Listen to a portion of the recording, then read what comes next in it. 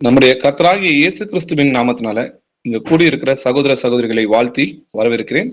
நம்முடைய கர்த்தராகிய இயேசு கிறிஸ்துவின் மகா பரிசுத்தமான நாமம் மகிமைப்படுவதாக. இன்னைக்கு உலகத்துல பாத்தீங்கன்னா வேதம் நமக்கு என்ன கற்றுக் கொடுக்குதுன்னு பாத்தீங்கன்னா, ஒரு ஸ்திரீயை இச்சையோட பார்க்கிற எவனும் தன் இருதயத்தில் அவளோட விபச்சாரம் செய்தாயிற்று அப்படின்னு சொல்லி வேதம் நமக்கு கற்றுக் கொடுக்குது. ஆனா உலகம் என்ன கற்றுக் கொடுக்குதுன்னு பாத்தீங்கன்னா, ஒரு இள வயது சகோதர சகோதரிகளை வஞ்சிக்கும்படியாக கண்ணும் பார்த்து கொள்வது என்ன சொல்றான்னு பாத்தீங்கன்னா காதல். இல்ல அப்படி காதலிப்பது பரிசுத்தம் அப்படின்னு சொல்லி இந்த உலகம் என்ன பண்ணுது, அநேக சகோதர சகோதரிகளை வஞ்சித்து கொண்டிருக்கு. காதல் பரிசுத்தமா? ஆனா வேதம் நமக்கு அது இச்சை சொல்லி என்பதை போதிக்கிறது. அப்போ இந்த உலகம் அநேக ஒரு நாடகமா இருக்கட்டும், சினிமாவா இருக்கட்டும், எங்க பாக்குறோம், வேலை ஸ்தலமா இருக்கட்டும், இல்ல காலேஜ்ல இருக்கட்டும், ஏன் இன்னைக்கு பள்ளியில கூட இன்னைக்கு இந்த பிசாசான இச்சை பரவி கொண்டு வருகிறத நம்ம பார்க்கிறோம். அநேக பிள்ளைகளை கொண்டு பிசாசு என்ன பண்றான், இந்த கள்ள உபதேசமான இந்த வஞ்சனையான உபதேசம், இந்த இச்சையை உபதேசமா பிரசங்கித்து அநேக குழந்தைகள் என்ன பண்றோம், வஞ்சித்து இச்சைக்கு அடிமையாக்கி கொண்டு போகிறத நம்ம பார்க்கிறோம். ஆனா நீதிமொழிகள் நமக்கு என்ன சொல்லி கொடுக்குதுன்னு பாத்தீங்கன்னா, என் மகனே அறிவை தரும் வார்த்தைகளை விட்டு விலக செய்யும் போதகத்தை நீ கேளாதே. வேதம் நம்மளுக்கு என்ன சொல்லுது, ஒரு ஸ்திரீயை இச்சையோட பார்க்கிற எவனும் தன் இருதயத்தில் அவளுடைய விபச்சாரம் செய்தாயிற்று என்று சொல்லிடு. அப்போ ஒரு ஸ்திரீயை நம்ம இச்சையோட பார்த்தா அது பேர் காதல் கிடையாது, அது விபச்சாரம். ஸ்திரீயை இச்சையோட பார்ப்பது விபச்சார மோகம் சொல்லிதான் வேதம் நமக்கு கற்றுக் கொடுக்கிறது. இன்னைக்கு நம்ம இதை ஆராய்ந்து பார்க்கலாம். வாசிக்கலாம். மத்தேயு 5ஆம் அதிகாரம் 28வது வசனம் வாசிக்கலாம். நான் உங்களுக்கு சொல்லுகிறேன், ஒரு ஸ்திரீயை இச்சையோடு பார்க்கிற எவனும் தன் இருதயத்தில் அவளோட விபச்சாரம் செய்தாயிற்று. ஆமென். ஆமென். நான் உங்களுக்கு சொல்லுகிறேன், ஒரு ஸ்திரீயை இச்சையோட பார்க்கிற எவனும் தன் இருதயத்தில் அவளுடைய விபச்சாரம் செய்தாயிற்றுன்னு சொல்லி வேதம் நமக்கு கற்றுக் கொடுக்குது. ஆனா இந்த உலகம் நம்மளுக்கு என்ன கற்றுக் கொடுக்குது, அது பரிசுத்தம் காதல்னு சொல்லி இளைஞர்களையும் இள வயது கன்னிகைகளும் ஏமாற்றி கொண்டு வருகிறது. இது பிசாசின் உபதேசம். அதனால்தான் அறிவை தரும் வார்த்தைகளை விட்டு விலக செய்யும் போதகத்தை நீ கேளாதேன்னு சொல்லி கர்த்தர் நமக்கு போதிக்கிறார். நாம் தேவனால் உண்டாயிருக்கிறோம், உலகம் முழுவதும் பொல்லாங்குக்குள் கிடக்கிறது என்று அறிந்திருக்கிறோம். அப்ப இந்த உலகம் முழுவதும் எங்க இருக்குது, பிசாசோட கைகள் இருக்கு. இந்த உலகத்தின் அதிபதி போதிக்கிற வார்த்தைகள் அது, அதை நம்ம கேட்க கூடாது. நம்முடைய கர்த்தருடைய வார்த்தையை நம்ம இருதயத்தில் காத்துக்கொண்டு அதன்படி நடக்கணும் இல்லையா? சௌந்தரியம் வஞ்சனை உள்ளது, அழகு வீண், கர்த்தருக்கு பயப்படுகிற ஸ்திரீயை புகழப்படுவான்னு சொல்லி எழுதியிருக்கு. அப்போ கர்த்தருக்கு பயப்படுகிற ஸ்திரீ தான் கர்த்தர் நமக்கு உண்டாக்குகிற மனைவி. அப்போ கர்த்தர் கணவன் மனைவி அன்பு இததான் நமக்கு போதிக்கிறார். மனைவியே தான் என்ன பண்ண சொல்றாரு, அன்பு கூற சொல்றாரே தவிர அதுக்கு முன்னாடி இருக்கிற ஒரு சகோதரியை நம்ம என்ன பண்ணக்கூடாது, மனைவியா நம்ம தேர்ந்தெடுக்க கூடாது. கர்த்தர் தான் மனைவியை நமக்கு கொடுப்பார். கர்த்தர் எந்த மாதிரி அன்பு விரும்புகிறாருன்னு பாத்தீங்கன்னா, கணவர் மனைவி பிள்ளைகள் குடும்பமா இருக்கிறாங்க பாத்தீங்களா, அவர்களிடத்தில் அன்பு கூறுவதை தான் கர்த்தர் விரும்புகிறார்.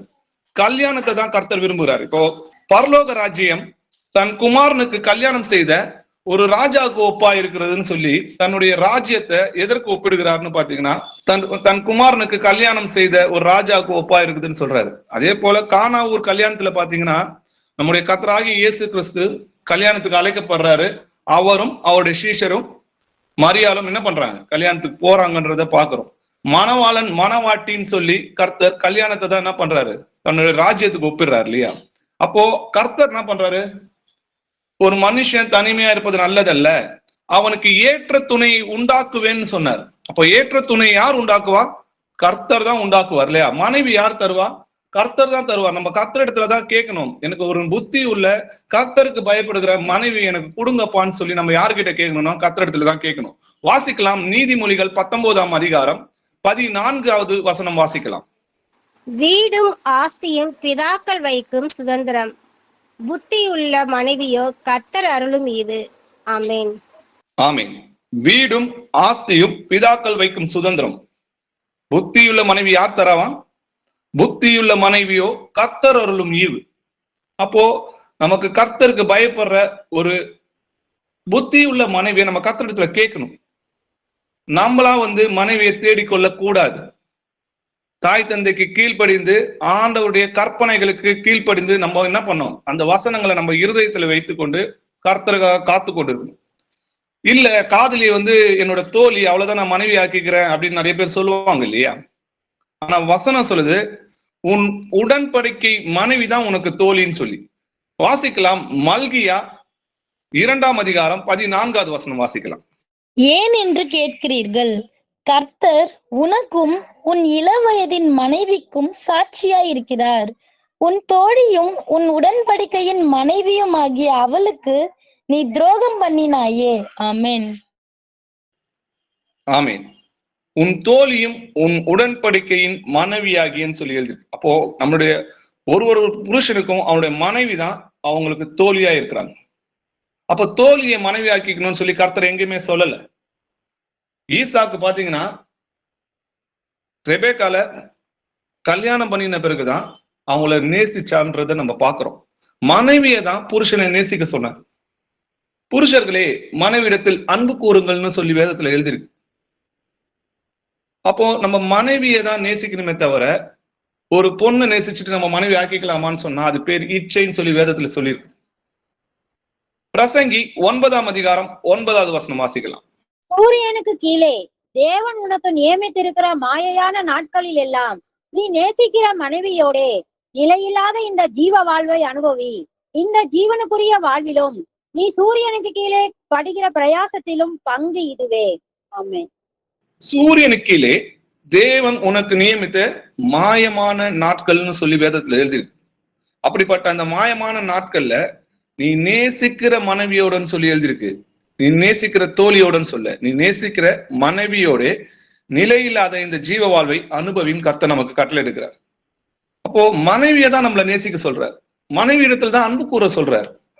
புருஷர்களே, மனைவி இடத்தில் அன்பு கூறுங்கள்னு சொல்லி எழுதிருக்கு. அப்போ கல்யாணத்துக்கு முன்னாடி நம்ம ஒரு ஸ்திரீயை பாக்குறோம் அப்படின்னா அது இச்சைன்னு சொல்லி நம்மளுக்கு வேதம் கற்பிக்குது இல்லையா?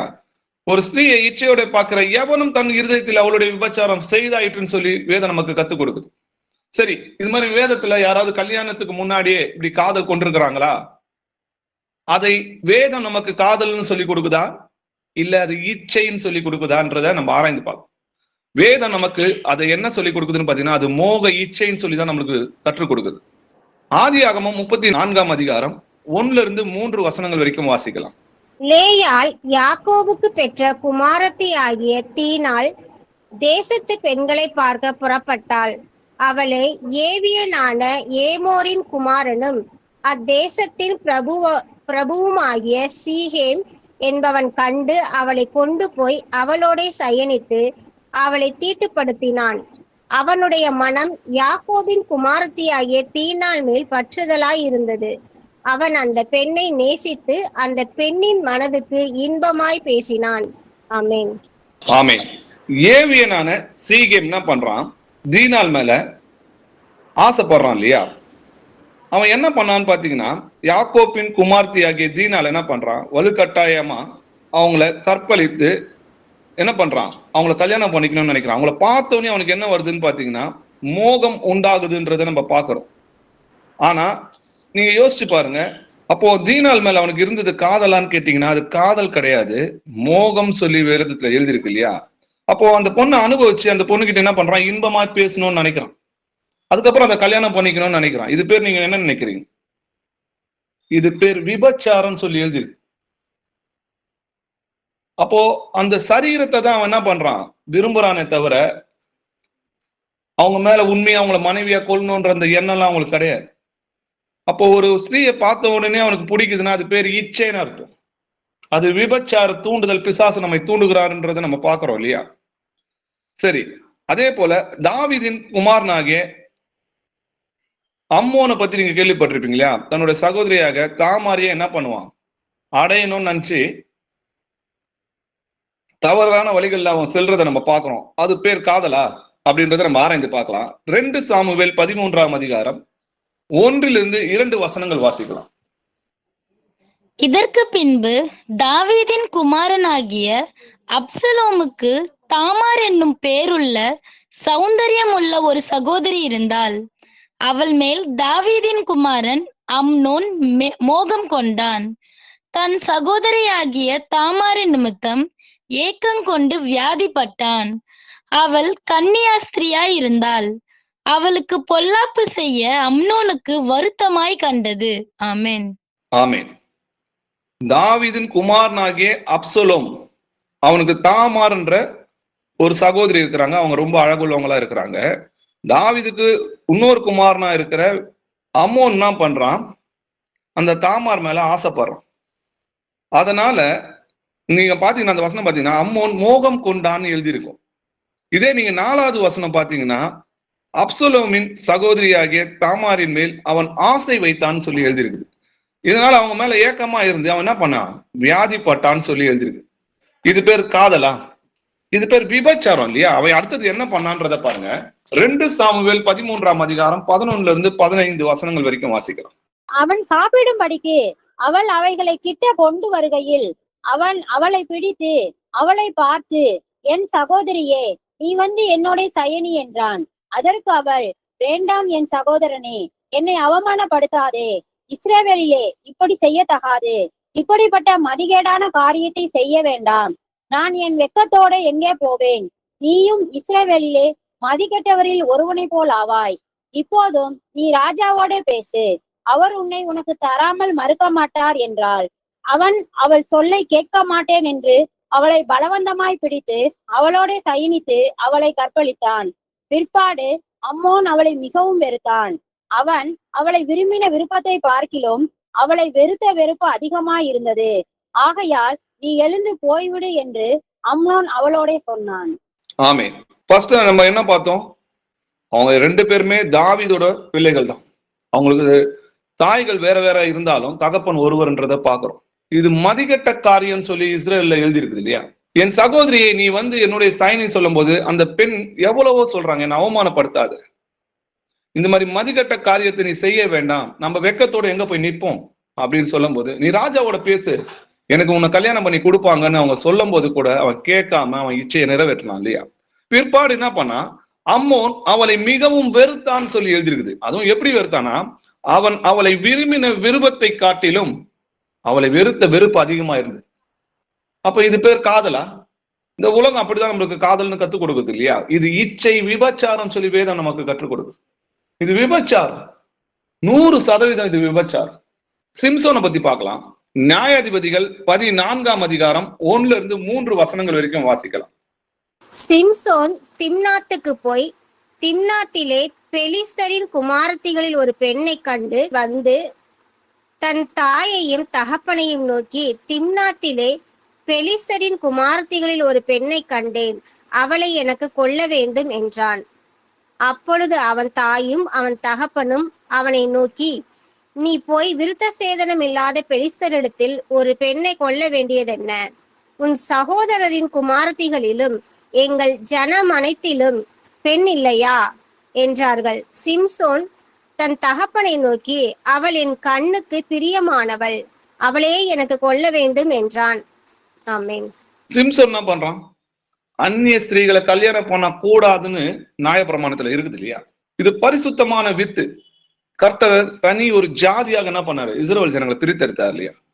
ஆனா சிம்சோன் என்ன பண்றாங்க, பெலிஸ்தரோட ஒரு பெண்ணை பார்த்து நான் அந்த பொண்ணை கல்யாணம் பண்ணிக்கணும்னு நினைக்கும் போது, அப்போ அவங்க தாய் தந்தை என்ன சொல்றாங்க, நம்ம ஜனத்துல பெண் இல்லையா, அப்போ நீ ஏன் பெலிஸ்தர் இடத்துல போய் பெண் எடுக்கிற அப்படின்னு கேட்கும்போது சிம்சோன் அவங்களுக்கு பதில் சொன்னது என்ன தெரியுமா? அவள் என் கண்ணுக்கு பிரியமானவள், அவளையே எனக்கு கொல்ல வேண்டும். அப்போ அந்த கண்ணை பிடுங்கி அவனை காசாவுக்கு கொண்டு போய் வெங்கல சிலங்கு போட்டு மாவரைக்க வச்சாங்கன்னு சொல்லி எழுதிருக்கு. இன்னைக்கு அந்த கண்ணை பிடுங்கிறதுக்கு காரணமா இருந்தது யாருன்னு பாத்தீங்கன்னா அந்த பெண் தான். நீங்க அந்நிய ஸ்திரீகளோட என்ன பண்ணக்கூடாது, ஒப்பந்தம் பண்ணக்கூடாது, உடன்படிக்கை பண்ணக்கூடாது, கல்யாணம் பண்ணக்கூடாது, அவங்க வேற நம்ம வேறன்றாரு. விசுவாசிக்கும் அவிசுவாசிக்கும் சம்பந்தம் ஏதுன்னு சொல்லி வேதத்துல எழுதியிருக்கு. அப்படி இருக்கும்போது நீ அவங்க கூட போய் நீ இதை பண்ணினா அவங்க உனக்கு கண்ணியா இருப்பாங்கன்னு வேதத்துல எழுதியிருக்கு. அவங்க கூட நீ உடன்படிக்கை பண்ணாத, நீ போற ஜாதி கூட நீ உடன்படிக்கை பண்ணாத.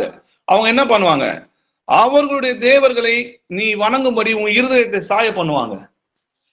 அப்போ நீ கர்த்தருக்கு பொல்லாப்பு செய்து கர்த்தரை விட்டு விலகுறதுக்கான காரணமா அமையும். அப்படி நீ செய்யாதபடிக்கு எச்சரிக்கையாயிருன்னு சொல்லி கர்த்தர் அவர்களுக்கு எச்சரித்து இருந்தோம். சிம்சோன் கேட்கல. அந்த கண்ணை புடுங்கினது பின்புதான் சிம்சோனுக்கு புத்தி வருது.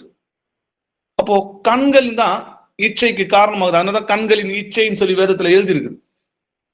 அப்போ ஒரு ஸ்திரீ நீ இச்சையோட பார்க்கும்போது அதுக்கு விபச்சாரம் நடந்தாயிட்டுன்னு சொல்லி வேதம் சொல்றத எவ்வளவு ஜாக்கிரதையா நம்ம கவனிக்கணும்ன்றத பாருங்க. ராஜாவாகிய சாலமோனை பத்தி நம்ம பார்க்கலாம். சாலமோனை போல ஒரு ஞானி இல்லைன்னு சொல்லி வேதம் நமக்கு கத்துக் கொடுக்குது இல்லையா? அப்படிப்பட்ட சாலமோனும் விழுறதுக்கு காரணமா இருந்தது என்ன? இந்த இச்சை தான். வாசிக்கலாம். 1 ராஜாக்கள் 11ஆம் அதிகாரம் 1-2 வசனங்கள் வாசிக்கலாம். ராஜாவாகிய சாலமோன் பார்வோனின் குமாரத்தியை நேசித்ததும் அல்லாமல் மோவாபியரும் அம்மோனியரும் ஏதோமியரும் சீதோனியரும் ஏத்தியரும் ஆகிய அந்நிய ஜாதியாரான அநேகம் ஸ்திரீகள் மேலும் ஆசை வைத்தான். கர்த்தர் இஸ்ரவேல் புத்திரரை நோக்கி, நீங்கள் அவர்கள் அண்டைக்கும் அவர்கள் உங்கள் அண்டைக்கும் பிரவேசிக்கலாகாது. அவர்கள் நிச்சயமாய் தங்கள் தேவர்களை பின்பற்றும்படி உங்கள் இருதயத்தை சாய பண்ணுவார்கள் என்று சொல்லி இருந்தார். சாலமோன் அவர்கள் மேல் ஆசை வைத்து அவர்களோட ஐக்கியமாயிருந்தான். ஆமென். ஆமென். சாலமோனுக்கு கர்த்தர் நல்லாவே கட்டளை கொடுக்கிறார் இல்லையா? நீ என்ன பண்ணக்கூடாது? அந்நிய ஸ்திரீகளை நீ என்ன பண்ணக்கூடாது? கல்யாணம் பண்ண வேண்டாம். அநேக ஸ்திரீகளை நீ உனக்கு உண்டாயிருக்க வேண்டாம். அவங்க என்ன பண்ணுவாங்க? அவர்களுடைய தேவனுடைய சம்பிரதாயம், சடங்கு, சாங்கியம் இதெல்லாத்தையும் என்ன பண்ணுவாங்க? கொஞ்சம் கொஞ்சமா கொண்டு வருவாங்க. அவங்க கர்த்தருக்கு முதலாவது கீழ்ப்படிய மாட்டாங்க. நீங்க கர்த்தருக்கு பயப்படுற ஸ்திரீ தான் புத்தி உள்ளவள்னு சொல்லி வேதத்துல எழுதிருக்கு. அவங்க கர்த்தரை விட்டு பின்வாங்கி நம்மளை கொண்டு போவாங்க. அப்போ அவங்களாம் யாருன்னு சொல்லி நம்ம புரிஞ்சுக்கணும். அவங்களாம் புத்தி இல்லாத ஸ்திரீ. அப்போ கர்த்தருக்கு பயப்படுறவங்க தான் பரிசுத்தமான ஸ்திரீன்னு சொல்லி வேதத்துல எழுதிருக்கு. அப்ப கர்த்தருக்குள்ள ஒரு சகோதரி, ஒரு ஒரு ஒரு மனைவியை நம்ம தேர்ந்தெடுக்கும் போதுதான் அவங்களும் கர்த்தருக்குள்ள கீழ்ப்படிவாங்க, பிள்ளைகளை நல்வழியில் நடத்துவாங்க. நம்ம சில சமயம் தவறும் போதும் நமக்கு புத்தி சொல்லுவாங்க. அப்போ புருஷன் மனைவி இருவரும் ஒன்றா இணைந்து குடும்பத்தை நடத்தும் போது சந்தோஷமா இருக்கும். ஈஸியா நம்ம என்ன பண்ண முடியும்? பிள்ளைகளை நல்வழியில கொண்டு செல்ல முடியும். ஆண்டவருடைய எல்லா கட்டளைகளையும் கீழ்ப்படிறதுக்கு நமக்கு எந்த ஒரு தடங்களும் இருக்காது. இதே அந்நிய ஜாதியான பெண்களை நம்ம கல்யாணம் பண்ணனா அவங்க என்ன பண்ணுவாங்க பாத்தீங்கன்னா, அவங்களுடைய தேவர்களை வணங்க வைப்பாங்க. நம்மளுடைய இருதயத்தை என்ன பண்ணுவாங்க? அவங்க பக்கம் அந்த தேவர்களுடைய கள்ளம் விக்கிரமமா இருக்கிற பொய்யான இந்த விக்கிரங்களை வணங்குறதுக்கு நம்ம இருதயத்தை சாய பண்ணுவாங்க.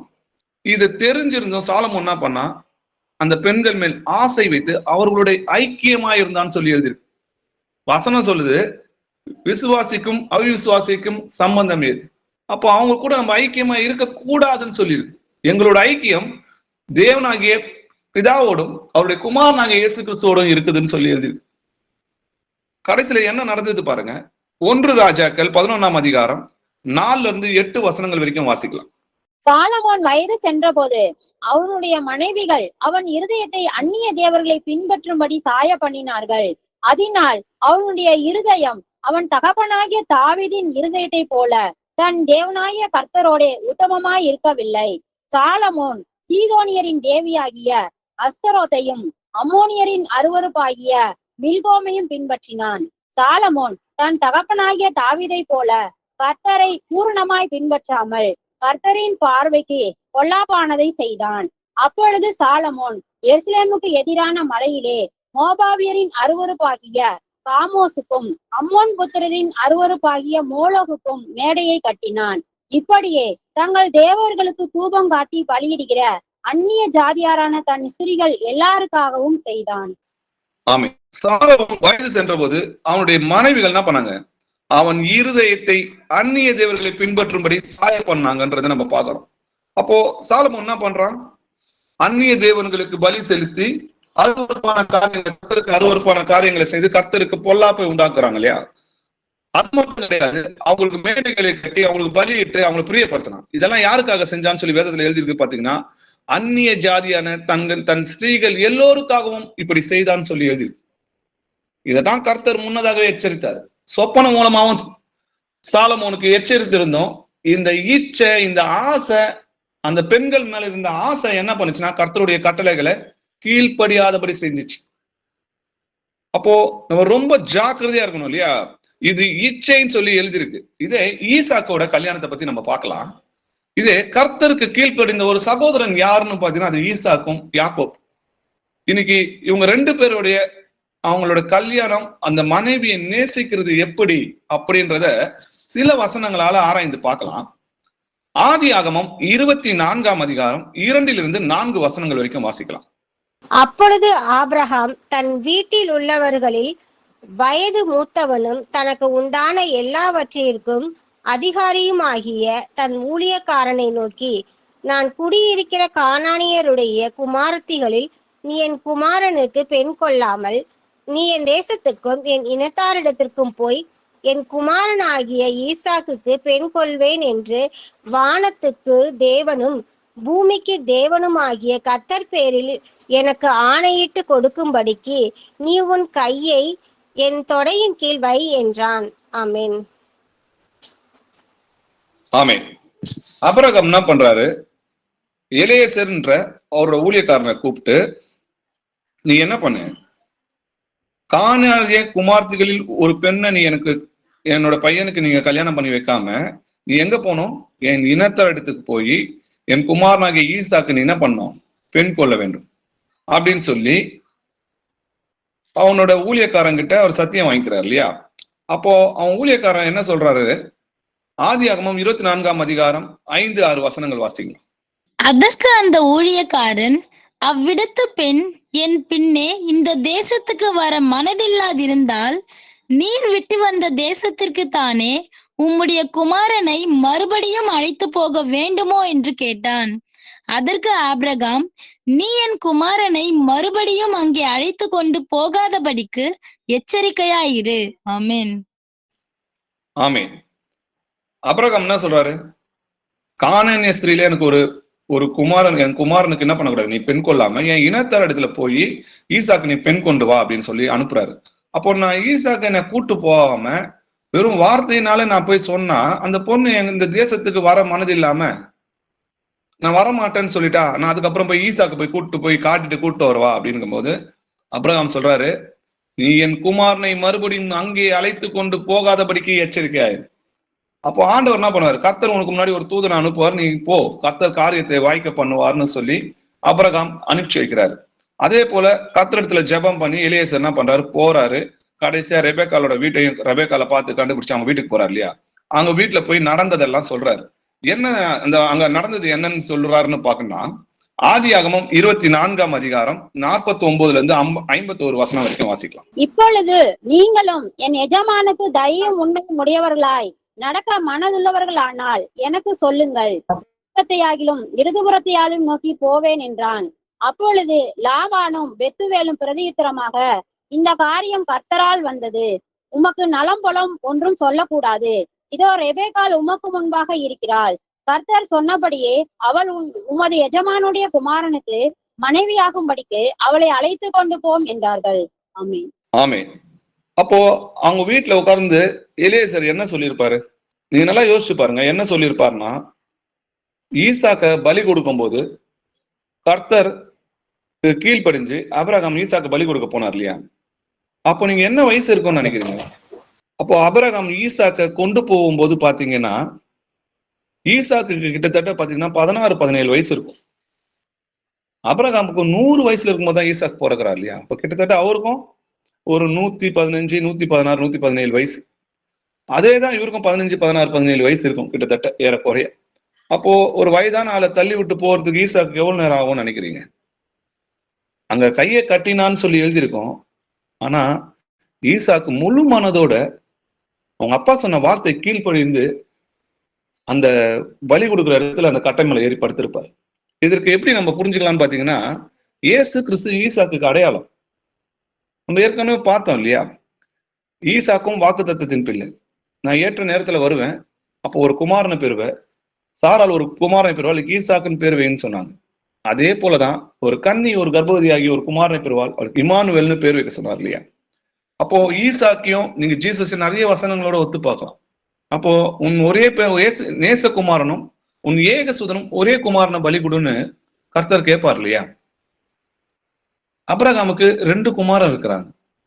ஆனா இஸ்மவேல ஒரு கணக்குல ஏத்துக்கல, ஏன்னா அவங்களாம் மாம்சத்துல பிறந்தாங்கன்னு சொல்லி வேதம் சொல்லுது. வாக்கு தத்துவத்தின் படி பிறந்தது யாருன்னு பாத்தீங்கன்னா ஈசாக். அதே போலதான் கர்த்தருக்கு பாத்தீங்கன்னா ஆதாம் சன் ஆஃப் காட் தான் இருக்கும். இஸ்ரவேல் புத்திரங்க சிரேஷ்ட புத்திரங்க, சாலமோன் சன் ஆஃப் காட்னு எழுதியிருக்கும். அப்படி இருந்தோம், இவங்கெல்லாம் மாம்சத்துல பிறந்தாங்க. ஆனா இயேசு கிறிஸ்து மட்டும்தான் வாக்கு தத்தத்தின்படி பிறந்தார். அதனாலதான் என்னுடைய ஒரே பேரான குமாரன் சொல்லி எழுதியிருக்கு.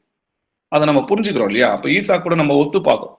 அதே போலதான் ஈசாக்கு தன்னைத்தானே என்ன பண்ணாரு, அவங்க அப்பா சொன்னாருன்ற அந்த காரணத்துக்காக கீழ்ப்படிந்து அந்த மேடையில போய் படுத்திருப்பாரு. அததான் இங்க என்ன பண்றாரு, ஈசாக்கோட கீழ்ப்படிதலையும், ஏன்னா பையன் எப்படின்னு சொல்லாம இருக்க மாட்டார் இல்லையா? அபிரகாமா அவங்களுக்கு தெரியும், ஆனா அவங்க பையனுக்கு தெரியாது இல்லையா? அவங்க பையன் யாரு எப்படிப்பட்டவர்னு தெரியாம அவர் எப்படிப்பட்டவர்ன்றதை நிச்சயமா சொல்லியிருப்பாங்களே ஒரு பொண்ணு பார்க்க வரும்போது. அப்போ அதை கேட்டும் போது அவங்க என்ன சொல்றாங்க பாருங்க, அப்பொழுது லாபானும் பெத்துவேலும் பிரதியுத்தமாக, இந்த காரியம் கர்த்தரால் வந்தது, உமக்கு நாங்கள் நல்லது கெட்டது என்ன பண்ணக்கூடாது, சொல்லக்கூடாது.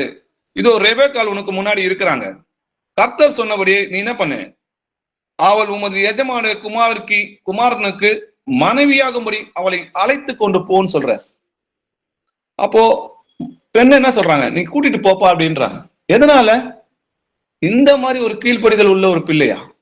அந்த இடத்துல பாத்தீங்கன்னா ஈசாக்கு கல்யாணம் ஆகும்போது 40 வயசு, அங்க அநேக ஸ்திரீகள் இருக்கிறாங்க. ஈசாக்கு எஜமானோட குமாரன், ஆனாலும் அந்த இடத்துல கானானிய ஸ்திரீகளை பெண் கொல்லல. கர்த்தருடைய கட்டளைகளுக்கு கீழ்ப்படிந்து நீ பரிசுத்தமான வித்து, உன்னுடைய சந்நிதியில் கர்த்தர் பிறப்பா, அதனால நீ ஜாக்கிரதையா இருன்னு சொல்லி தகப்பன் என்ன பண்ணிருப்பாரு, பிள்ளைகளுக்கு புத்தி சொல்லியிருப்பார் இல்லையா? ஆபிரகாம் ஈசாக்கு புத்தி சொல்லியிருப்பார் இல்லையா?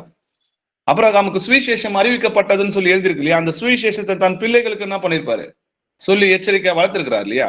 சரி, இது ரெபெக்காள் கேட்கும் போது ரெபெக்காள் என்ன சொல்றாங்கன்றத பார்க்கலாம். ஆதியாகமம் 24ஆம் அதிகாரம் 57, 58 வசனங்கள் வாசிக்கலாம். அப்பொழுது அவர்கள் பெண்ணை அழைத்து, அவள் வாய் பிறப்பை கேட்போம் என்று சொல்லி ரெபெக்காளை அழைத்து, நீ இந்த மனிதனோட கூட போகிறாயா என்று கேட்டார்கள். அவள் போகிறேன் என்றாள். ஆமென். ஆமென். நீ இந்த மனிதனோட கூட போகிறாயா என்று கேட்கும் போது அவங்க போகிறேன்னு சொல்றாங்க. ஈசாக்கு ஐட்டா, குள்ளமா, செகப்பா, கருப்பா, இல்ல எப்படி இருக்கும், அவருக்கு பிடிக்குமா பிடிக்காதான்னு தெரியாது. ஆனா ரெபெக்காள் அழகுள்ளவன் சொல்லி வேதத்துல எழுதியிருக்கு, சௌந்தரியம் உள்ளவள்னு சொல்லி வேதத்துல எழுதியிருக்கு. ஆனா ஈசாக்கு எப்படி இருப்பாருன்னே தெரியாது. ஆனாலும் ஒரு கீழ்ப்படுகிற தகப்பனுக்கு கீழ்ப்படுகிற சகோதரன் நிச்சயமா கர்த்தருக்கு பயப்படுற உண்மை உள்ளவனா தான் இருக்கணும். அந்த குணத்துக்காக தான் என்ன பண்ணாங்க, கர்த்தருடைய சித்தம் இதுதான்றதை அறிந்த பிறகுதான் என்ன பண்றாங்க, தாய் தந்தை சொன்னதுக்கு அப்புறம் மனப்பூர்வமா கிளம்பி போறாங்க இல்லையா? அதுக்கப்புறம் என்ன நடக்குதுன்னு பாருங்க. ஆதியாகமம் 24ஆம் அதிகாரம் 63 67 வசனங்கள் வரைக்கும் வாசிக்கலாம். ஈசாக்கு சாயங்கால வேளையிலே தியானம் பண்ண வெளியிலே போயிருந்து தன் கண்களை ஏறெடுத்து பார்த்தபோது ஒட்டகங்கள் வர கண்டான். ரெபெக்காளும் தன் கண்களை ஏறெடுத்து ஈசாக்கை கண்டபோது ஊழியக்காரனை நோக்கி, அங்கே வெளியிலே நமக்கு எதிராக நடந்து வருகிற அந்த மனிதர் யார் என்று கேட்டாள். அவர்தான் என் எஜமான் என்று ஊழியக்காரன் சொன்னான். அப்பொழுது அவள் ஒட்டகத்தை விட்டிறங்கி முக்காடிட்டு கொண்டாள். ஊழியக்காரன் தான் செய்த சகல காரியங்களையும் ஈசாக்குக்கு விவரித்து சொன்னான். அப்பொழுது ஈசாக்கு ரெபெக்காளை தன் தாய் சாராளுடைய கூடாரத்துக்கு அழைத்து கொண்டு போய் அவளை தனக்கு மனைவியாக்கி கொண்டு அவளை நேசித்தான். ஈசாக்கு தன் தாய்க்காக கொண்டிருந்த துக்கம் நீங்கி ஆறுதல் அடைந்தான். ஆமென். ஆமென். ஈசாக்கு என்ன பண்றாரு, தியானம் பண்றதுக்காக சாயங்காலம் வெளியே போகும்போது பார்த்தா ஒரு ஒட்டகங்கள் வருதையும் பாக்குறாரு இல்லையா? அப்போ ஈசாக்கு பார்க்கும்போது ஒட்டகங்கள் என்ன பண்ணுது, வருது. அதுல பாத்தீங்கன்னா ரெபெக்காள் எதிர்கொண்டு வருதை நம்ம பார்க்கலாம். அப்போ பாத்தீங்கன்னா அந்த ஊழியக்காரங்கிட்ட இது அப்பதான் ஃபர்ஸ்ட் டைம் கேட்கறாங்க, இது யாருன்னு. இவர் தான் ஈசாக்கு, இவரை தான் நீங்க கல்யாணம் பண்ணிக்க போறீங்கன்னு சொல்லும் போது முக்காடிட்டு என்ன பண்றாங்க, பணிந்து கொள்றாங்க இல்லையா? அப்போ ஊழியக்காரன் சகல காரியத்தை நம்ம ஈசா கிட்ட சொல்லும் போது அவளை மனைவியாக்கி கொண்டு அவன் என்ன பண்ணா, ஈசாக்கு ரெபெக்காளை தனக்கு மனைவியாக்கி கொண்டு அவளை நேசித்தான்னு சொல்லி எழுதிருக்கு. அப்போ இதற்கு முன்னாடி இவங்க 2 பேரும் பார்த்துக்கிட்டாங்களான்னு கேட்டா கிடையவே கிடையாது.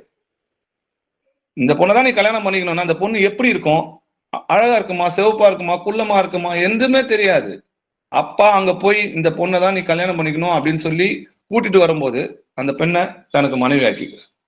அதே போல ரெபேக்கால் எப்படி இருப்பா, ரெபேக்கால் என்ன பண்றாங்க, ஈசாக்கு எப்படி இருப்பாங்கன்னு தெரியாது.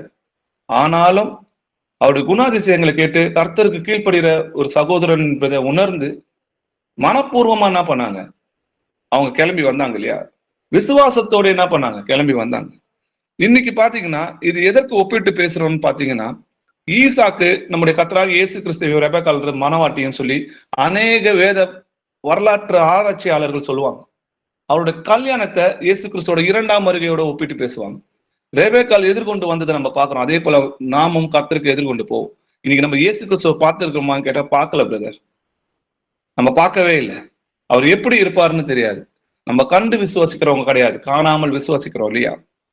நீங்க இதே விக்கிர ஆராதனையை பார்க்கும்போது கர்த்தர் சொல்லுவாரு, சீ என்று இகழப்படத்தக்கதும் அருவருக்கப்படத்தக்கதுமான தங்கள் இருதயத்தின் இச்சையிலே இவர்கள் நடக்கிறாங்கன்னு சொல்லி விக்கிர ஆராதனை பத்தி எழுது. அப்போ சீ என்று இகழப்படத்தக்கதுமான தங்கள் இருதயத்தின் இச்சைன்னு சொல்லி எழுதியிருக்கு விக்கிர ஆராதனை. ஏன்னா ஒரு பொருளை உண்டாக்கி அதை பார்த்துதான் எனக்கு தேவன் மேல விசுவாசம் வருதுன்னா அது பேர் இச்சை. அதேதான் ஒரு பொண்ணை பார்த்தோன்னே எனக்கு ஆசை வருது, அந்த பொண்ணை நான் கல்யாணம் பண்ணிக்கணும்னு சொன்னா அது பேர் இச்சைன்னு சொல்லி வேதத்துல எழுதிருக்கு. சரி, இப்போ யாக்கோப்பு ராகேலை பத்தி நம்ம பார்க்கலாம். அவங்க எப்படி, அவங்களோட அன்பு எப்படி இருந்தது, கர்த்தருக்கு பயந்த யாக்கோப்பை பற்றி நம்ம அறிந்து கொள்ளலாம். ஆதியாகமம் 28ஆம் அதிகாரம் 1-2 வசனங்கள் வாசிக்கலாம். ஈசாக்கு யாக்கோபை அழைத்து அவனை ஆசீர்வதித்து, நீ கானானியருடைய குமாரத்திகளில் பெண் கொள்ளாமல் எழுந்து புறப்பட்டு பதான் அராமில் இருக்கிற உன் தாயினுடைய தகப்பனாகிய பெத்வேலுடைய வீட்டுக்கு போய் அவ்விடத்தில் உன் தாயின் சகோதரனாகிய லாபானின் குமாரத்திகளுக்குள் பெண் கொள் என்று அவனுக்கு கட்டளையிட்டான். ஆமென். ஆமென். ஈசாக்கு யாக்கோப்பை அழைத்து அவனை ஆசீர்வதித்து என்ன சொல்றாரு, கானானியுடைய குமாரத்திகள் நீ பெண் கொள்ளாமல் நீ என்ன பண்ணும், நீ எழுந்து புறப்பட்டு என்ன பண்ணு, பதான் அராமில் இருக்கிற உன் தாயின் சகோதரனாகிய பெத்துவேலு வீட்டுக்கு போய் அவ்விடத்துல இருக்கிற உன் தாயின் சகோதரனா இருக்க லாபானின் குமார்த்திக்குள் பெண் கொள். எவ்வளவு தெளிவா சொல்லி அனுப்புறாரு பாருங்க. லாபானின் குமார்த்திக்குள் என்ன பண்ணோம், நீ பெண் கொள், இதுதான் கட்டளை. நீ என்ன பண்ணக்கூடாது, கானானிய குமார்த்திகளில் பெண் கொள்ளக்கூடாது அப்படின்னு சொல்லி அனுப்புறாரு இல்லையா. சரி, இதை ஏன் அனுப்புறாரு அப்படின்றத நம்ம புரிஞ்சுக்கணும்னா, இதுக்கு முன்னாடி ஏசான்ற ஒரு குமாரனும் அவங்களுக்கு இருக்கிறாங்க இல்லையா. ஏசாவும் யாக்கோப்பும் ஒரே நேரத்துல பிறந்தாங்க. சரி, இப்போ ஏசாக்கு எப்போ எந்த வயசுல கல்யாணம் ஆயிடுச்சு, யாக்கோப்புக்கு எந்த வயசுல கல்யாணம் ஆயிடுச்சுன்றதை நம்ம ஆராய்ந்து பார்க்கணும் இல்லையா. ஏன்னா அவங்க பொல்லாத அந்த காணியர்கள் மத்தியில தான் இந்த யாக்கோப்பும் இந்த ஏசாவும் இருக்கிறாங்க. ஏன் கர்த்தர் ஏசாவை வெறுத்தாரு, யாக்கோப்பை சிநேகித்தாருன்றதை கூட இன்னைக்கு நமக்கு தெரிஞ்சுக்கலாம். ஆதியாகமம் 26ஆம் அதிகாரம் 34-35 வசனங்கள் வாசிக்கலாம். ஏசா 40 வயதான போது ஏத்தியனான பெயேரியினுடைய குமாரத்தியாகிய யூதித்தையும் ஏத்தியனான ஏலோனுடைய குமாரத்தியாகிய பஸ்மாத்தையும் விவாகம் பண்ணினான். அவர்கள் ஈசாக்குக்கும் ரெபேக்காளுக்கும் மனநோவாய் இருந்தார்கள். ஆமென். ஏசா எந்த வயசுல கல்யாணம் பண்ணான்னு பாக்குறீங்க, 40 வயசுல கல்யாணம் பண்றாங்க. 2 மனைவி ஏற்கனவே இருக்கிறாங்க. யாருன்னு பாத்தீங்கன்னா கானானிய குமார்த்திகள் தான்றத பாக்குறோம் இல்லையா. அப்போ அவன் எத்தியனான குமார்த்திகளை தான் என்ன பண்றான், கல்யாணம் பண்றான். சரி, அவங்க எப்படி இருந்தாங்கன்னா ஈசாக்குக்கும் ரெபேக்காளுக்கும் மனநோவா இருந்தாங்க. அந்நிய ஸ்திரியை கல்யாணம் பண்ணா இதுதான் நடக்கும். அவங்க குடும்பத்துக்கும் மனநோயை உண்டாக்குவாங்க, நமக்கும் புருஷருக்கும் அது எப்படி இருப்பாங்கன்னா கன்னியா இருப்பாங்க. சரி, இதனாலதான் அவங்க என்ன பண்றாங்க, ஈசாக்க கூப்பிட்டு நீ என்ன பண்ணக்கூடாது, இந்த கானானிய குமாரத்திகளை நீ யாரையும் பெண் கொள்ளாம உன்னோட தாயோட சகோதரி இருக்காங்க இல்லையா பெத்துவேலோட வீட்டுக்கு போய் லாபானின் குமார்த்திகளில் பெண் கொள்னு சொல்லி கட்டளை எடுக்கிறதுக்கு காரணமே இதுதான். இதை ஏசாவுக்கு தெரியுது. இந்த மாதிரி கட்டளை இட்டோனையும் யாக்கோப்பு என்ன பண்ண இருக்காரு, அவங்க தாய் தந்தைக்கு கீழ்ப்படிந்து போயிருக்கிறாரு அப்படின்றது ஏசாவுக்கு தெரியும். அப்ப ஏசா என்ன பண்றாருன்னு பார்க்கலாம். ஆதியாகமம் 28ஆம் அதிகாரம் 6-9 வசனங்கள் வரைக்கும் வாசிக்கலாம்.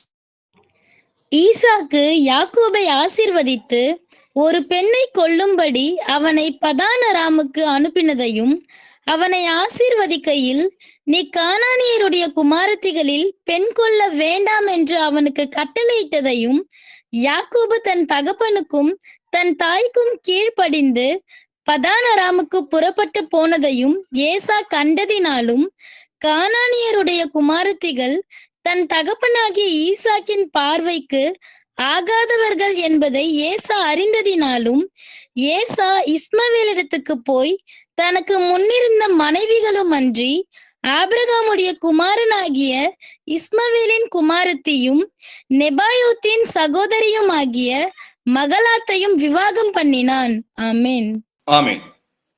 ஈசாக்கு யாக்கோப்பை ஆசீர்வதித்து, நீ என்ன பண்ண, கானானிய ஸ்திரியை பெண் கொள்ளாம உன்னோட தாயோட சகோதரனோட வீட்டுக்கு போய் அங்க பெண் கொள்ளு அப்படின்னு சொல்லி சொன்னதையும், யாக்கோப்பு தன் தகப்பனுக்கும் தன் தாய்க்கும் கீழ்ப்படிந்து பதான் அராமுக்கு புறப்பட்டு போனதையும் ஏசா கண்டு என்ன பண்றான், திரும்ப அவங்க அம்மா அப்பாவுக்கு கோபம் ஊட்டுற மாதிரி கானானியத்தில் போய் திரும்ப என்ன பண்றான், ஏசா இஸ்மவேலிடத்தில் போய் அவங்க கிட்ட இருக்கிற பெண்களை ஏற்கனவே வேதனை உண்டாக்குறாங்க அப்படின்றத அறிந்து முன்னிருந்த மனைவிகளும் அன்றி ஆபிரகாமின் குமாரனாகிய இஸ்மவேலின் குமார்த்தையும் என்ன பண்றான், 2 பெண்களையும் போய் கல்யாணம் பண்ணி அவங்க தாய்க்கும் தந்தைக்கும் அதிக மனவேதனை உண்டாக்குனா அப்படின்றத நம்ம பாக்குறோம்.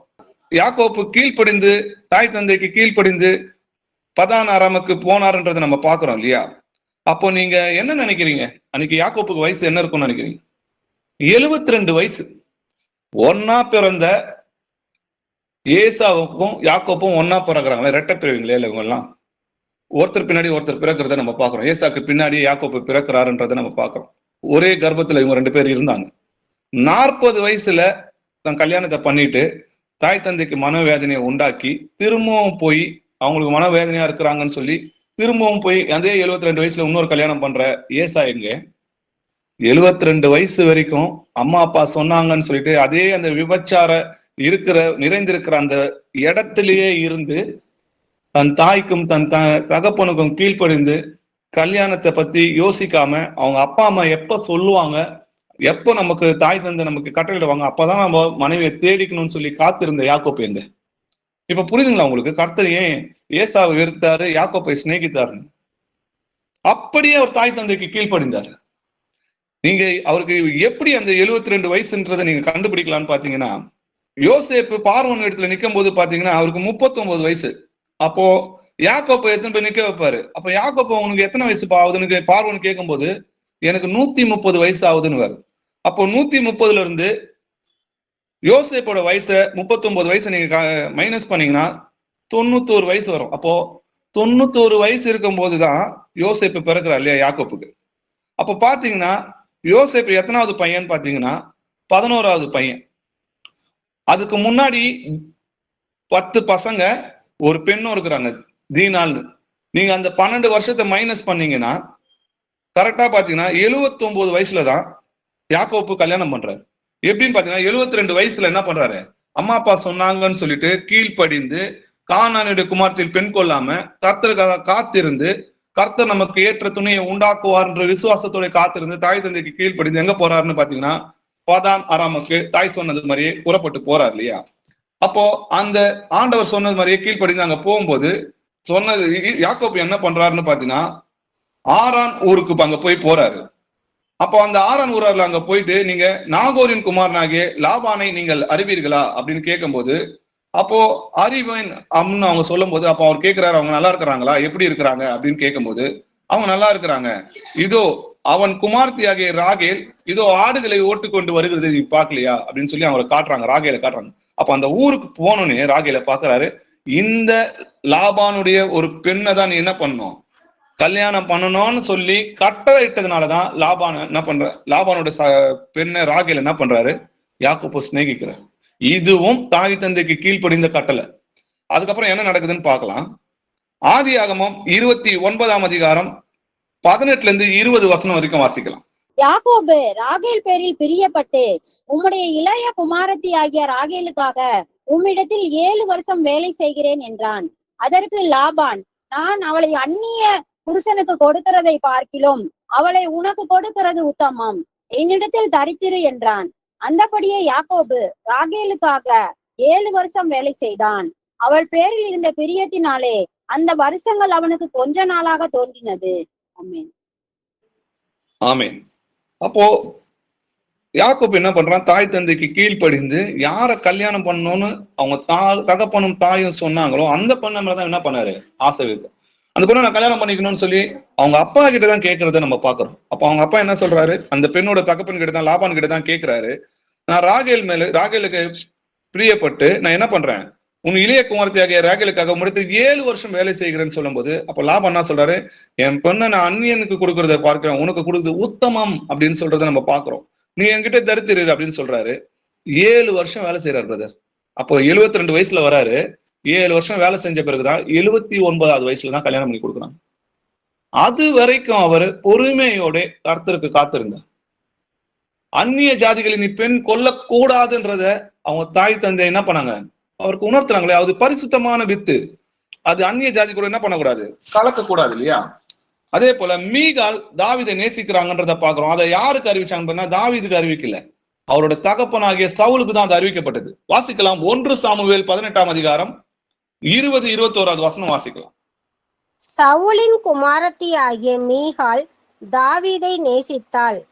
அது சவுலுக்கு அறிவிக்கப்பட்ட போது அது அவனுக்கு சந்தோஷமாயிருந்தது.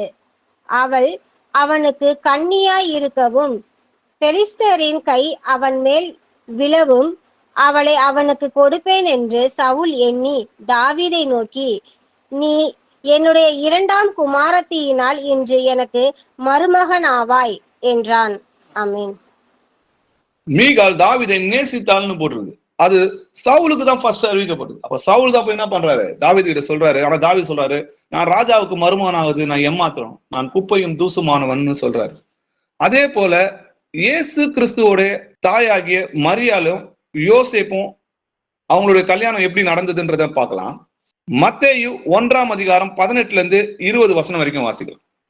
இயேசு கிறிஸ்துவினுடைய ஜனனத்தின் விவரமாவது, அவருடைய தாயாகிய மரியாள் யோசேப்புக்கு நியமிக்கப்பட்டிருக்கையில் அவர்கள் கூடி வரும் முன்னே அவள் பரிசுத்த ஆவியினாலே கர்ப்பவதி ஆனாள் என்று காணப்பட்டது. அவள் புருஷனாகிய யோசேப்பு நீதிமானாய் இருந்து அவளை அவமானப்படுத்த மனதில்லாமல் ரகசியமாய் அவளை தள்ளிவிட யோசனையாய் இருந்தான்.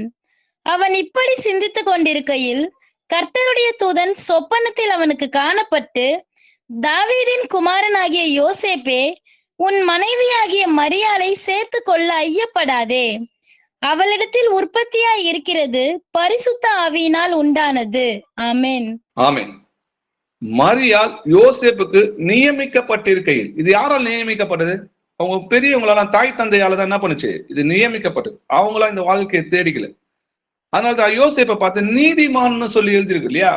நீதிமானா இருந்து அப்போ நியமிக்கப்பட்டிருக்கும் போதே அவங்க கூடி வரதுக்கு முன்னாடியே மரியாள் கர்ப்பவதியா இருக்கிறத பார்த்து அவங்களை அவமானப்படுத்த மனதில் அந்த ரகசியமா தள்ளி விடலாமான்னு யோசனை பண்ணிருக்கும் போதே ஆவியானவர் என்ன பண்றாரு, சொப்பனம் மூலமா, தூதர் மூலமா சொப்பனத்துல யோசேப்புக்கு உணர்த்துறாரு.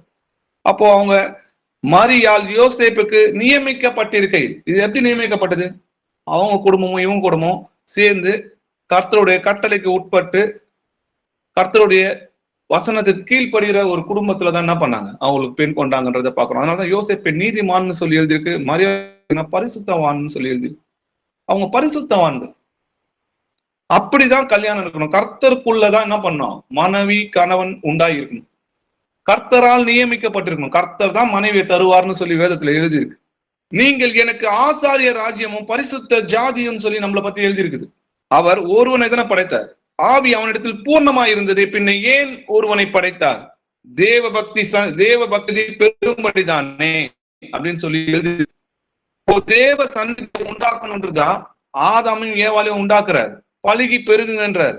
ஆனா அவங்க பாவம் பண்றாங்க. அதுக்கப்புறம் ஆபேல் காயின் இருக்கிறாங்க இல்லையா? ஆனா காயின் என்ன பண்றான், ஆபேலை கொன்று போடுறான். அதுக்கப்புறம் கர்த்தர் ஆபேலுக்கு பதிலாக சேத்தை உண்டாக்குறார். சேத்தோட பிள்ளைங்க என்ன பண்றாங்க, கர்த்தரை தொழுது கொள்ளுறாங்கன்னு சொல்லி எழுதியிருக்கு. அப்போ கர்த்தரை தொழுது கொள்ளுகிறவங்க ரட்சிக்கப்பட்டாங்கன்னு எழுதியிருக்கு.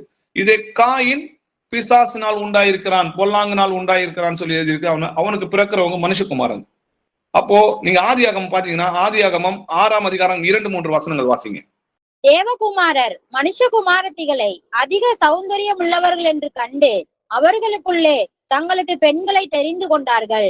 அப்பொழுது கர்த்தர், என் ஆவி என்றைக்கும் மனுஷனோட போராடுவதில்லை, அவன் மாம்சம் தானே, அவன் இருக்க போகிற நாட்கள் 120 வருஷம் என்றார். ஆமென். அப்போ தேவகுமாரன்னா இங்க யாருன்னு பாத்தீங்கன்னா சேத்தோட பிள்ளைகள். ஏன்னா தேவ வசனத்தை ஏற்றுக்கொண்டவர்கள் தேவ பிள்ளைகள். இன்னைக்கு நீங்களும் தேவ புத்திரர்கள், நானும் தேவ புத்திரர்கள். எத்தனை பேர் இயேசு கிறிஸ்துவை ஏற்றுக்கொண்டார்களோ அத்தனை பேரும் தேவனுடைய பிள்ளைகள். மனுஷ குமாரத்திகள்னா யாருன்னு பாத்தீங்கன்னா காயினோட வம்ச வழியில வருகிற பிள்ளைகள். அவங்க அழகா இருக்கிறாங்கன்னு சொல்லி இவங்க என்ன பண்றாங்க, தேவனுடைய பிள்ளைகள் என்ன பண்றாங்க, அங்க பெண்களை தேர்ந்தெடுக்கிறாங்க. அது கர்த்தருக்கு விசனமா இருந்தது. அவன் மாம்சம் தானே, மனுஷன்ல. அவனை என்னதான் நீங்கள் தேவர்கள் என்றும் உன்னதமான மக்கள் என்றும் நான் சொல்லியிருந்தேன். ஆனா நீங்க லோக பிரபுக்களை போல என்ன பண்றீங்க, செத்துதான் மடிறீங்க இல்லையா? அப்போ அவனுடைய இருதயம் பொல்லாங்கா இருக்குது. ஏன்னா இச்சை உன் இருதயத்துல என்ன பண்ற, விபச்சாரம் செய்யுது. அதனால என்னாச்சுன்னா பரிசுத்தமான வித்து கலந்து போச்சு. அதனால கர்த்தர் என்ன பண்றாரு, ஜலப்பிரளயத்தை கொண்டு வந்து அழிக்கிறாருன்றதை நம்ம பாக்குறோம். அதுக்கப்புறம் நோவா இடத்துல கிருபை கிடைக்குது. நோவாவோட வம்சத்துல வர ஆபிரகாமை விசுவாசித்து சோதித்து என்ன பண்றாரு, தேர்ந்தெடுக்கிறார். அவரோட பிள்ளைகளை தான் என்ன சொல்றாருன்னா, ஆசாரிய ராஜ்யமும் பரிசுத்த ஜாதியுமா இருப்பீங்கன்னு சொல்லி இஸ்ரவேல் புத்திரர்கிட்ட சொல்றாரு இல்லையா? நீங்கள் எனக்கு ஆசாரிய ராஜ்யமும் பரிசுத்த ஜாதியுமா இருப்பீர்கள் என்று நீ இஸ்ரவேல் புத்திரோட சொல்ல வேண்டிய வார்த்தைகள்னு சொல்லி எழுதியிருக்கு. அப்ப இஸ்ரவேல் ஜனங்க தான் பரிசுத்தமான ஜாதியா இருந்து அவரோட பிள்ளைகளா இருந்தாங்க இல்லையா? எஸ்ரா 9ஆம் அதிகாரம் 1-2 வசனங்கள் வாசிக்கலாம். இவைகள் செய்து முடித்த பின்பு பிரபுக்கள் என்னிடத்தில் சேர்ந்து இஸ்ரவேல் ஜனங்களும் ஆசாரியரும் லேவியரும் ஆகிய இவர்கள் கானானியர், ஏத்தியர், பெரிசியர், எபூசியர், அம்மோனியர், மோவாபியர், எகிப்தியர், அமோரியர் என்னும் இந்த தேசங்களின் ஜனங்களுக்கும் அவர்களுடைய அருவருப்புகளுக்கும் விலகி இருக்கவில்லை. எப்படி என்றால் அவர்களுடைய குமாரத்திகளிலே தங்கள் குமாரருக்கும் பெண்களை கொண்டார்கள். இப்படியே பரிசுத்த வித்து தேசங்களின் ஜனங்களோட கலந்து போயிற்று. பிரபுக்களின் கையும் அதிகாரிகளின் கையும் இந்த குற்றத்தில் முந்தினதாய் இருக்கிறது என்றார்கள். ஆமென். ஆமென். இததான் எஸ்ரால என்ன சொல்றாருன்னு பாத்தீங்கன்னா, இஸ்ரவேல் ஜனங்களும் ஆசாரியரும் லேவியரும் இவங்கெல்லாம் பரிசுத்தமான வித்து ஆண்டவர் தனியா பிரித்தெடுத்தார். உன் வித்துக்கும் அவள் வித்துக்கும் பகையை உண்டாக்குவேன்னு சொல்றாரு. அப்ப தேவனுடைய வசனத்துக்கு கீழ்ப்படிந்து நடக்கிறவங்க தேவனுடைய பிள்ளைங்க. தேவனுடைய வசனத்துக்கு கீழ்ப்படியாதவங்க பிசாசோட பிள்ளைங்க. அவங்களோட நம்மளும் அவங்களும் வேற வேற ஆளு. அவிசுவாசிக்கும் விசுவாசிக்கும் சம்பந்தம் ஏதுன்னு சொல்லி கர்த்தர் சொல்றாரு இல்லையா? அப்படி இருக்கும்போது இந்த இஸ்ரவேல் ஜனங்க என்ன பண்றாங்க, அங்க இருக்கிற எத்தியர், பெரிசியர், எபூசியர், அம்மோனியர், மோவாபியர், எகிப்தியர் அப்படின்னு சொல்ற பல ஜாதியான மக்களோட போய் என்ன பண்றாங்க, அங்க இருக்கிற பெண்களை இச்சித்து அந்த பெண்களை கல்யாணம் பண்றாங்க. அதுக்கு பேர் என்ன, காதல் கிடையாது, இச்சை. அப்போ பரிசுத்தமான வித்து தேசங்களின் ஜனங்களோட என்ன பண்ணுச்சு, கலந்து போயிட்டுன்னு சொல்லி எழுதிருக்கு. இப்போ கர்த்தர் அவங்களை சிட்சிக்கிறாருன்றத பாக்குறோம் இல்லையா? இன்னைக்கு யாரு பரிசுத்தமான ஜாதி, பரிசுத்தமான ஆசாரிய கூட்டம், ராஜரீக ஆசாரிய கூட்டம்னா நீங்களும் நானும் தான். எத்தனை பேர் இயேசு கிறிஸ்துவை ஏற்றுக்கொண்டு அவரோட நாமத்தினாலே ஞானஸ்தானம் பெற்றீர்களோ அத்தனை பேரும் அபிரகாமோட சந்நிதின்னு சொல்லி எழுது. அபிரகாமோட சந்நிதினா தேவனுடைய பிள்ளைகள்னு அர்த்தம். வாசிக்கலாம். 1 பேதுரு 2ஆம் அதிகாரம் 9-12 வசனங்கள் வரைக்கும் வாசிக்கலாம். நீங்களோ உங்களை அந்தகாரத்தினின்று தம்முடைய ஆச்சரியமான ஒளியினிடத்திற்கு வரவழைத்தவருடைய புண்ணியங்களை அறிவிக்கும்படிக்கு தெரிந்து கொள்ளப்பட்ட சந்ததியாயும் ராஜரீகமான ஆசாரிய கூட்டமாயும் பரிசுத்த ஜாதியாயும் அவருக்கு சொந்தமான ஜனமாயும் இருக்கிறீர்கள். முன்னே நீங்கள் தேவனுடைய ஜனங்களாய் இருக்கவில்லை, இப்பொழுதோ அவருடைய ஜனங்களாய் இருக்கிறீர்கள். முன்னே நீங்கள் இரக்கம் பெறாதவர்களாய் இருந்தீர்கள், இப்பொழுதோ இரக்கம் பெற்றவர்களாய் இருக்கிறீர்கள். பிரியமானவர்களே, அந்நியர்களும் பரதேசிகளுமாய் இருக்கிற நீங்கள் ஆத்துமாவுக்கு விரோதமாய் போர் செய்கிற மாம்ச இச்சைகளை விட்டு விலகி, புறஜாதிகள் உங்களை அக்கிரமக்காரர் என்று விரோதமாய் பேசும் விஷயத்தில் அவர்கள் உங்கள் நற்கிரியைகளை கண்டு அவற்று நிமித்தம் சந்திப்பின் நாளிலே தேவனை மகிமைப்படுத்தும்படி நீங்கள் அவர்களுக்குள்ளே நல் நடக்கையுள்ளவர்களாய் நடந்து கொள்ளுங்கள் என்று உங்களுக்கு புத்தி சொல்லுகிறேன். ஆமென். ஆமென். நம்மளை பத்தி என்ன வேதம் சொல்லுது பாருங்க. நீங்களோ உங்களை அந்தகாரத்திலிருந்து தம்முடைய ஆச்சரியமான ஒளியிடத்துக்கு வரவழைத்தருடைய புண்ணியங்களை அறிவிக்கும்படி தெரிந்து கொள்ளப்பட்ட சன்னதி நம்மளதான் சொல்றார் ஆண்டவர். அப்ப தெரிந்து கொள்ளப்பட்ட சந்ததியாயும் ராஜரீகமான ஆசாரிய கூட்டமாயும் பரிசுத்த ஜாதியுமாயும் அவருக்கு சொந்த ஜனமாயும் நம்ம இருக்கிறீங்க. முன்னாடி நம்ம அப்படி இல்ல, இப்போ நம்ம இரக்கம் பெற்றிருக்கிறோம்.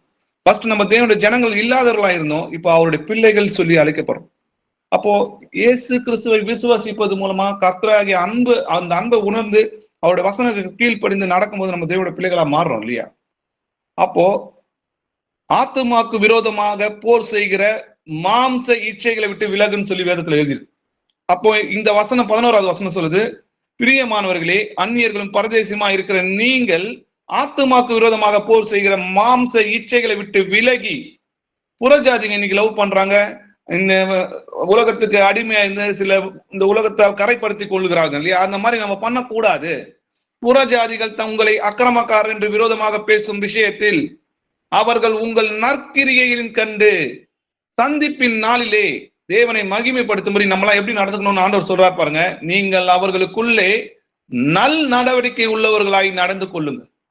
அப்ப அவங்களுக்கு முன்னாடி நீங்க பரிசுத்தமா வாழுங்க. உலகம் முழுவதும் பொல்லாங்கால் தான் கிடக்குது, ஆனா லோத்து பரிசுத்தமா தான் இருந்தார். சோதம் குமாரா ஃபுல்லாமே விபச்சார உலகம் தான், ஆனா லோத்து பரிசுத்தமா தான் இருந்தார். நீதிமான்னு சொல்லி எழுதியிருக்கு. கண்ணானது சரீரத்தின் விளக்காய் இருக்கிறது, உன் கண் தெளிவாய் இருந்தால் உன் சரீரம் முழுவதும் வெளிச்சமா இருக்கும். அப்ப கண் எப்படி தெளிவா இருக்கும்? அந்த வசனத்தை நம்ம காத்துக்கொண்டா, இருதயத்தில் காத்துக்கொண்டா நம்மளுடைய கண் தெளிவா இருக்கும்னு சொல்லி எழுதியிருக்கு. யோபு 31ஆம் அதிகாரம் 1வது வசனம் வாசிக்கலாம். என் கண்களோட உடன்படிக்கை பண்ணின நான் ஒரு கன்னிகையின் மேல் நினைவாய் இருப்பது எப்படி? ஆமென். ஆமென். என் கண்ணோட உடன்படிக்கை பண்ணின நான் ஒரு கண்ணியின் மேல் நினைப்பா இருப்பது எப்படி?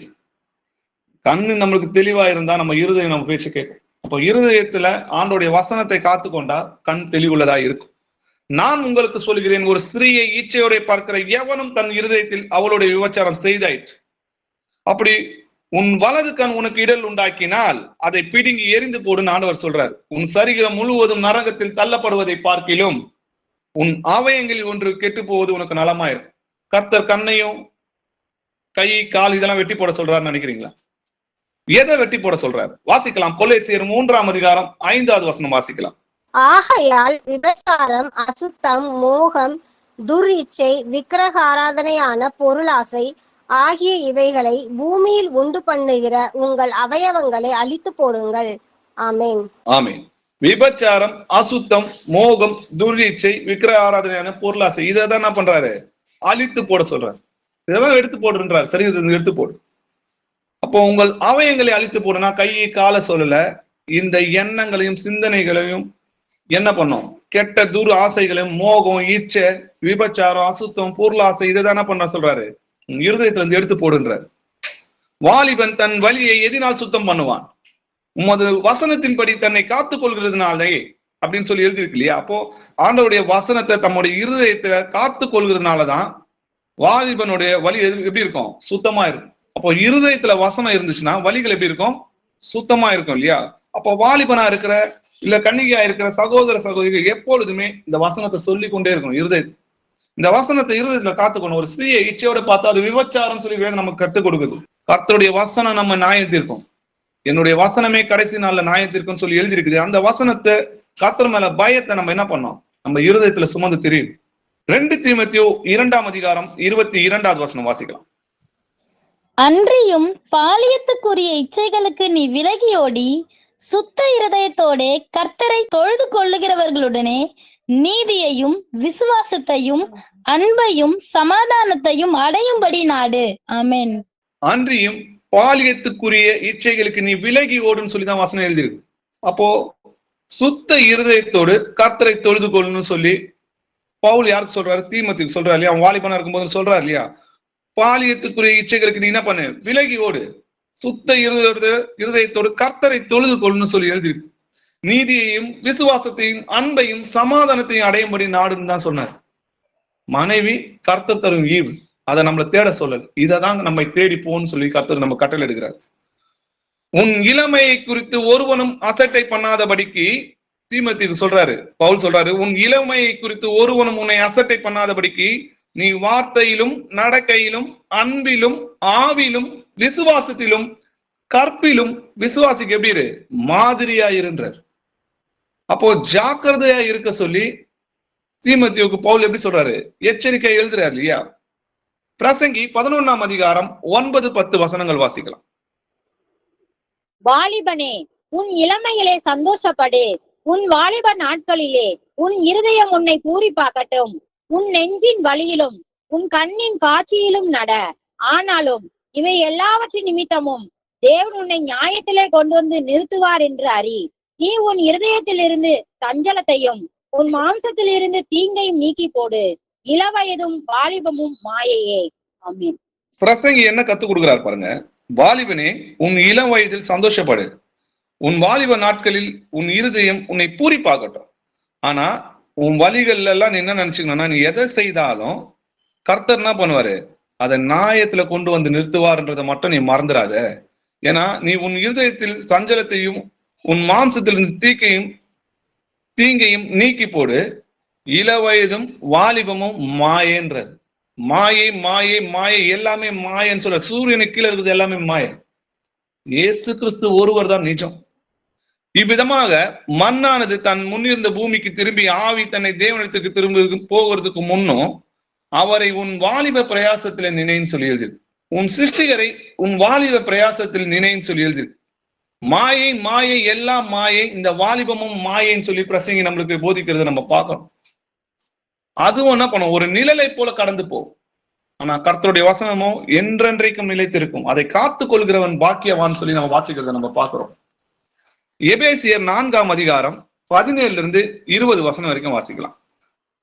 ஆதலால் கர்த்தருக்குள் நான் உங்களுக்கு சாட்சியாக சொல்லி எச்சரிக்கிறது என்னவெனில், மற்ற புறஜாதிகள் தங்கள் வீணான சிந்தையிலே நடக்கிறது போல நீங்கள் இனி நடவாமல் இருங்கள். அவர்கள் புத்தியில் அந்தகாரப்பட்டு தங்கள் இருதய கடினத்தினால் தங்களில் இருக்கும் அறியாமையினாலே தேவனுடைய ஜீவனுக்கு அந்நியராயிருந்து உணர்வில்லாதவர்களாய் சகலவித அசுத்தங்களையும் ஆவலோட நடப்பிக்கும்படி தங்களை காம விகாரத்திற்கு ஒப்பு கொடுத்திருக்கிறார்கள். நீங்களோ இவ்விதமாய் கிறிஸ்துவை கற்றுக்கொள்ளவில்லை. ஆமேன். ஆமேன். அப்போ புறஜாதிகள் தங்கள் வீணான சிந்தையில் நடக்கிறது போல நீங்கள் இனி நடவாமல் இருங்க. அவங்க தான் என்ன பண்ணுவாங்க, இந்த சினிமா, உலகம், நாடகம் இதெல்லாம் பார்த்து காதல் அதுன்னு சொல்லி இச்சைகள்ல புரண்டு திரிவாங்க. உலகத்தால் தன்னை கரைப்படுத்தி கொண்டு நடக்கிறத பாக்குறாங்க.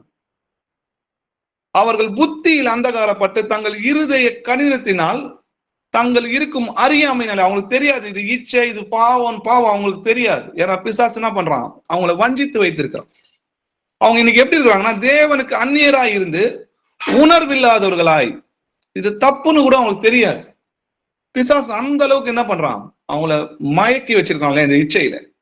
சகல விதமான அசுத்தங்களை எப்படி நடப்பிப்பாங்களாம், ஆவலோடு நடப்பிக்கும்படி தங்கள் என்ன பண்றாங்க, தங்களோட சரீரங்களை காம விகாரத்துக்கு ஒப்பு கொடுத்துருக்காங்க. நம்ம கிறிஸ்துவை இப்படி நம்ம கத்துக்கல இல்லையா? நமக்காக ஜீவனை கொடுத்த தேவனை நம்ம பார்த்திருக்கோம். அவர் பரிசுத்தம் உள்ளவர் இல்லையா? அப்போ நீங்களும் பரிசுத்தராயிருங்கன்னு எழுதியிருக்குதே. அப்போ நீங்க முன்னே உங்கள் அறியாமையினாலே கொண்டிருந்த இச்சையின்படி இனி நடவாமல். ஒரு காலத்துல நமக்கும் இது தப்புன்னு தெரியாது இல்லையா? அப்போ கர்த்தருக்கு கீழ்ப்படியாம நம்ம என்ன பண்ணிருந்தோம், ஒரு காலத்துல இதுவும் எல்லோரும் பண்ற தப்புன்னு சொல்லுவாங்க. ஆனா இது பாவம் இச்சைன்னு நம்மளுக்கு அன்னைக்கு தெரியாது. ஆனா இன்று கர்த்தர் கற்பித்து கொடுக்கிறார் இல்லையா நமக்கு. நீங்கள் முன்னே உங்கள் அறியாமையில் கொண்டிருந்த இச்சையின்படி இனி நடவாமல். ஏன்னா ஒரு காலத்துல கர்த்தர் காணாதது போல் இருந்தார். இப்போதோ எல்லோரும் அவருடைய கற்பனைகளுக்கு கீழ்ப்படியணும்னு சொல்லி விரும்புறாரு. அப்போ கீழ்ப்படுகிற பிள்ளைகளாய் இருந்து உங்களை அழைத்தவர் பரிசுத்தராய் இருக்கிறது போல நீங்களும் உங்கள் நல் நடவடிக்கை எல்லாவற்றிலும் பரிசுத்தமாயிருங்க. நான் பரிசுத்தர் ஆகையால் நீங்களும் பரிசுத்தராயிருங்கன்னு சொல்லி எழுதியிருக்குது. அப்போ நம்ம எல்லா காரியங்களிலும் பரிசுத்தமா இருக்கணும். மனைவியை நம்ம தேடிக்கொள்ள கூடாது. வீடும் ஆஸ்தியும் பிதாக்கள் வைக்கும் சுதந்திரம். புத்தியுள்ள மனைவியோ கர்த்தர் அருளும் ஈவுன்னு சொல்லி நமக்கு கத்துக் கொடுக்கு. மனைவியை கண்டடைகிறவன் நன்மையானதை கண்டடைகிறான், கர்த்தரால் தயவும் பெற்றுக்கொள்கிறான். அப்போ புத்தி உள்ள ஸ்திரீ கர்த்தர் தரும் ஈவுன்னு சொல்லி எழுதிருக்கு. அப்போ நம்ம இன்னைக்கு நம்மளே ஒரு நமக்கு ஏற்ற மனைவியை தேடிக்கலாமானா தேடிக்க கூடாது. ஏன்னா வசனம் சொல்லுது, மனுஷன் தனிமையா இருப்பது நல்லதல்ல, அவனுக்கு ஏற்ற துணையை உண்டாக்குவேன்னு சொன்னார். அப்போ அவர் தான் நமக்கு உண்டாக்குவார். நம்ம தேடிக்கொள்வோமானால் அது இச்சை, அது நமக்கு வேதனையை உண்டாக்கும், அநேக கன்னிகளை உண்டாக்கும். எப்படி ஈசாக்கு ரெபேக்காலுக்கு எப்படி அவங்க மனவியாதியா இருந்தாங்களோ, அதே போல அந்நிய ஜாதியான ஸ்திரீயை நம்ம கல்யாணம் பண்ணோம்னா கர்த்தருடைய வசனத்துக்கு கீழ்ப்படியாத படிக்கும் நம்மளுடைய இருதயத்தை சாலமோனை போல அந்நிய ஸ்திரீகளோட பேச்சை கேட்டு விக்கிராராதனைக்கு ஒப்பு கொடுக்கும்படியாக நம்ம இருதயத்தை சாய பண்ணுவாங்க. நம்ம தேவனை விட்டு விலகி தேவனுக்கு பொல்லாத காரியங்களை செய்வோம். அது நமக்கு கண்ணியா இருக்கு.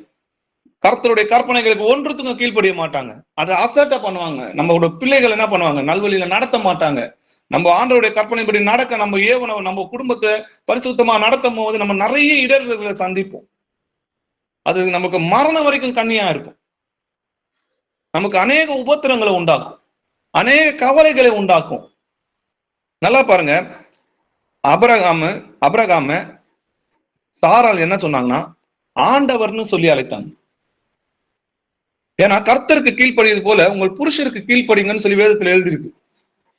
அப்போ கர்த்தருக்கு கீழ்ப்படுகிறது போலன்னு சொல்லி இருக்கு. அவன் புருஷனத்துல நீங்க எப்படி இருக்கணும்? பயபக்தியா இருக்க கடவுள்னு சொல்லி எழுதியிருக்கு.